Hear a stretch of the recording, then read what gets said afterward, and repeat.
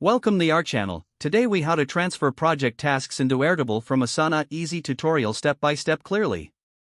Open both Asana and Airtable in your browser. In Asana, navigate to the project you want to transfer tasks from. Select the specific tasks you want to export. Click on the three-dot menu in the upper right corner of the task list. Choose the export option from the drop-down menu. Select CSV to download your selected tasks as a CSV file. Locate the downloaded CSV file on your computer. Open Airtable in a new tab. Create a new base or open an existing base where you want to import the tasks. In the new base, click on Add a Table. Choose the Import Data option. Select CSV from the import options presented. Upload the CSV file you downloaded from Asana.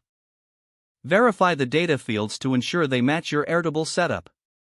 Adjust field types as necessary for integration. Click on Import to finalize the process. Review the imported tasks for any needed adjustments or edits. Save your changes in Airtable. Your tasks from Asana are now successfully transferred to Airtable.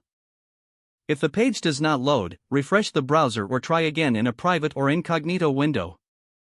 Make sure you are using the correct email address, then retype it carefully to avoid small typos. If your password is not accepted, use the reset option and create a new strong password you can remember.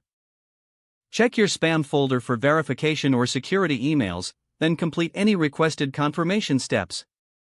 Enable two-factor authentication if available to improve account security and reduce unauthorized access risk. After signing in, review your profile details so your contact information and settings are accurate and current. If you see an error message, note it down and try again after restarting your device and internet connection.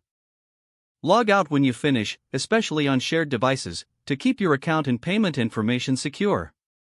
If the page does not load, refresh the browser or try again in a private or incognito window.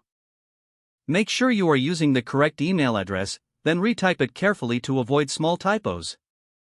Don't forget to like this video and subscribe to our channel for more step-by-step tech guides.